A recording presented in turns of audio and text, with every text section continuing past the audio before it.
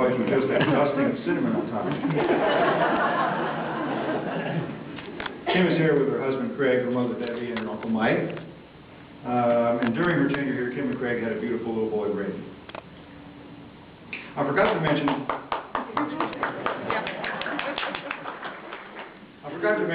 that Kim is a UMKC graduate. Any other UMKC graduates out here? How'd you know? And then UMKC is where you go when you're a wet behind the ears high schooler, and you go there for 6 years and you come out a wet behind the ears physician. She and Craig got a Ford Mustang last year? Last year?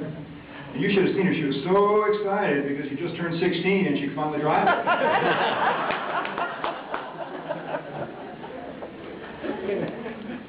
To be an excellent physician, you have to demonstrate a significant degree of self-confidence, because sometimes it's only you out there.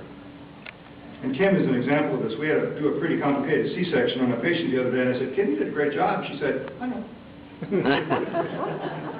She's now done also over 60 C-sections, and also will be credentialed sometime soon in laparoscopic tools.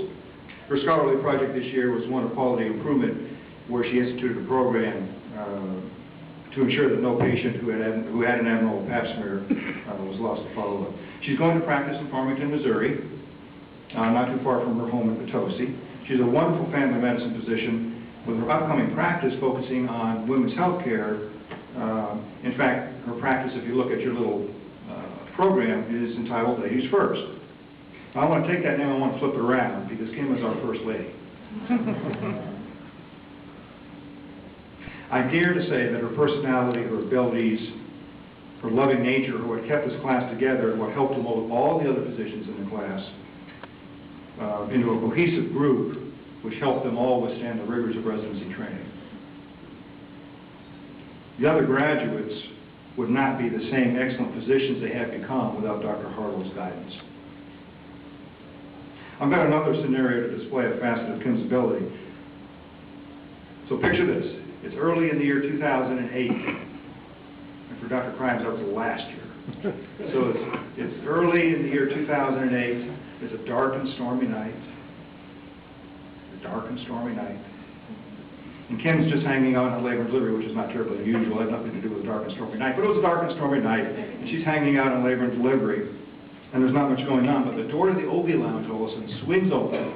In comes Paula, the nurse, says, "We got a baby whose heart tone's in the 50s. An emergency C-section is needed immediately.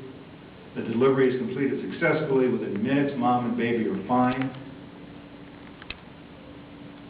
The only surgeons were Dr. Hartle and a medical student. Ladies and gentlemen, she is good."